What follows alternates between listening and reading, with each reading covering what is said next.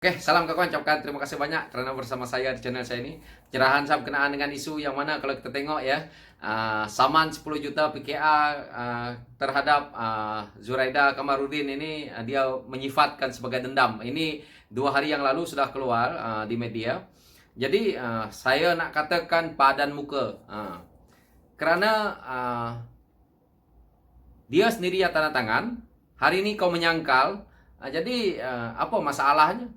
Itu yang kamu orang tanda tangan sebelum PRU ke-14.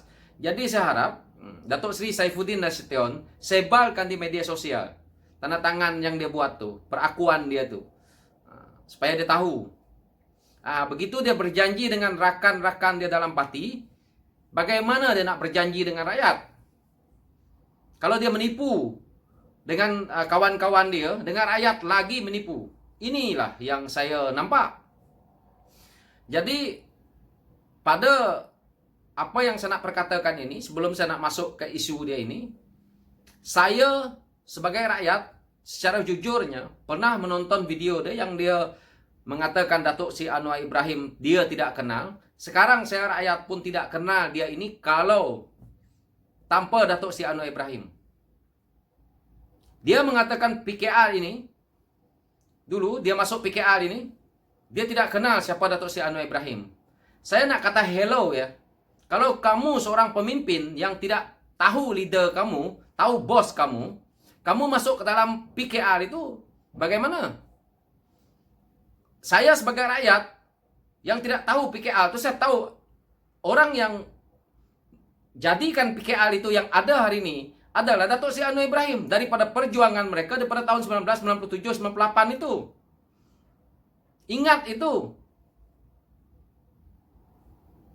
Yang adanya PKR itu, tanpanya Datuk Seri Anwar Ibrahim, tidak adalah PKR itu. Perjuangan mereka adalah berlandaskan Datuk Seri Anwar Ibrahim. Dia bahasa mudahnya.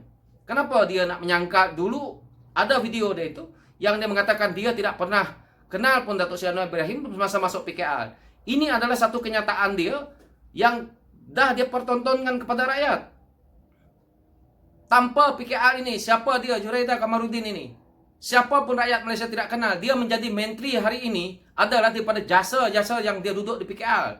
Saya nak peringatkan bahawa tunggu PRU ke-15 nanti, kalau orang Ampang itu nak sokong dia lagi, kita tengok. Dia ingat orang Ampang itu tidak cerdik. Jadi dia harus sedar bahawa dia menggunakan bendera PKR, menjual nama Datuk Seri Anwar Ibrahim, menjual PH. Hari ini kau lompat kepada tempat lain, engkau mengatakan orang bersifat dendam, kau tu yang tak ingatkan jasa. Jasa-jasa yang kau dah dapat daripada PH ini, daripada PKR ini, sudah melebihi daripada sepatutnya. Hasil yang dia makan tu dia tidak sedar daripada bendera PKR itulah, daripada hasil titik dia menjual Datuk Seri Anwar Ibrahim. Ini yang dia nak perkatakan bersifat dendam. Kalau dia nak mikirkan tentang cerita politik, inilah politik juga. Jadi mereka pun politik, kau pun politik. Jadi tidak payah nak menyangkal, tak payah nak bersifat dendam, tak payah mengatakan cemburu, tak payah ini. Ini adalah hakikat yang memang telah kamu tanda tangani. Saya harap Datuk Seri Saifuddin Nasution boleh sebarkan apa yang dia dah buat supaya rakyat itu tahu. Dan dia PRU ke-15 akan datang, bolehlah rakyat menolak dia dan berakhir dia sebagai menteri. Boleh pencen. Dan setelah itu bolehlah dikorek lagi hal-hal lain. Jadi kalau saya lihat dia diangkat seolah terlampau ego. Pemimpin seperti ini kah? Saya nak cerita sedikit lagi berkenaan dengan isu dia. Kalau menteri seperti dia ini, yang dia pergi cerita bukan untuk rakyat Malaysia. Apa yang orang seperti dia ini buat untuk rakyat Malaysia yang keseluruhannya? Untuk Sabah dan Sarawak, apa yang Zuraida Kamarudin ini buat? Kementerian dia buat. Apa benefitnya? Tidak ada. Dengan ni orang rakyat Sabah dan Sarawak. Ni Menteri Perumahan ni. Apa yang dia buat? Apa kebaikan yang dia buat kepada negeri-negeri lain? Selain dia sibuk dengan dia punya politik dia sendiri. Jadi ini adalah yang saya lihat tentang dia. Saya jujur tidak pernah kenal dia juga. Tetapi kenal dia hari ini karena dia bertongkatkan dengan PKL ini tadi. Dah dia lompat. Kita dah tahu bahwa dia hari ini dia memang agak kemaruk dengan jawatan, agak kemaruk dengan kuasa, dan kita tahu bahwa dia pun dapat anugerah. Dan banyak orang pertikaikan sampai orang-orang UMNO pun pertikaikan doktor yang dia dapat. Jadi dia harus terima hakikat di situ. Jadi kita rakyat yang sebagai penyokong kepada PHES, penyokong kepada PKL, kita lihat adakah dia ini pemimpin yang betul-betul bagus.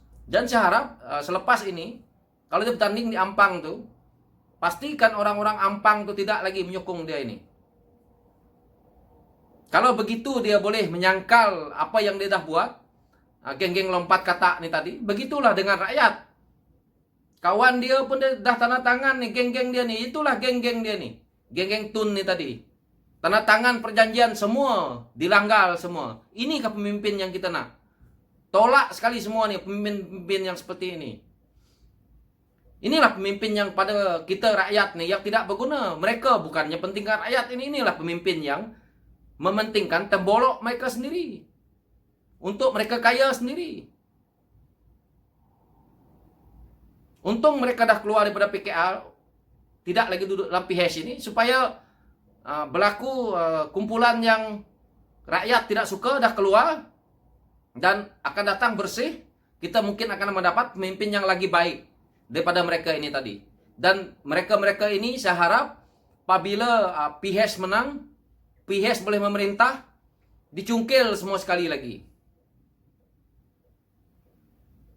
Yang mereka pertahankan selama ini begitu gini ini, mesti ada udang di sebalik mie ini. Saya yakin itu. Sebab itu mereka sanggup lepas kata. Satu untuk jawatan, satu gila kuasa, satu pasti takut kena jentik. Ini saya yakin. Bukan saya rakyat mengatakan begitu. Pemimpin sendiri pun mengatakan sebab mereka ini, kenapa mereka lompat ini, ada sebabnya.